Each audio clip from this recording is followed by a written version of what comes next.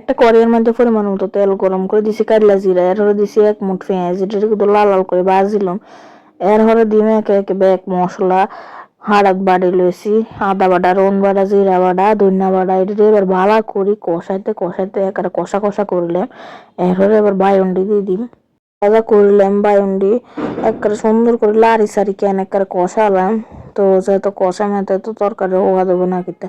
আর আমাকে শীতকালে বায়ন্ডি এত সুন্দর, কি একটা বেশিও না হোকও না কিচ্ছু নাই, শুধু জলও দিছি, আবার দিয়ে আবার লাড়ি সারি দিছি, আবার দিছি লবণ আর হলদের গুঁড়া দিয়ে আবারও লাড়ি সারি একেবারে ভাজা ভাজা করি, মানে শুধু নরম আয়ন পর্যন্ত অপেক্ষা করি মারি। এর হরে যে জলের জল দিই। তো আপনারা কে কে বায়ন খেতে পছন্দ করেন, আর বেশি ভাজা আর ভর্তা খেতে ভালো লাগে। তো কথা কথা করতে জলও দিয়ে দিছি একেবারে এক আঁটু। এবার দিছি মরিচ গুঁড়া দিয়ে এবার লাড়াচাড়া করি, সিদ্ধ পর্যন্ত অপেক্ষা করি বায়ন্ডি। এবার দিয়ে দিছি হচ্ছে মাছটি আর টমেটো দিয়ে কতক্ষণ লাড়ি সারি উঠতে উঠতে ধনিয়া পাতা দিয়ে নামাইলাম, খাইতেছে কি স্বাদ।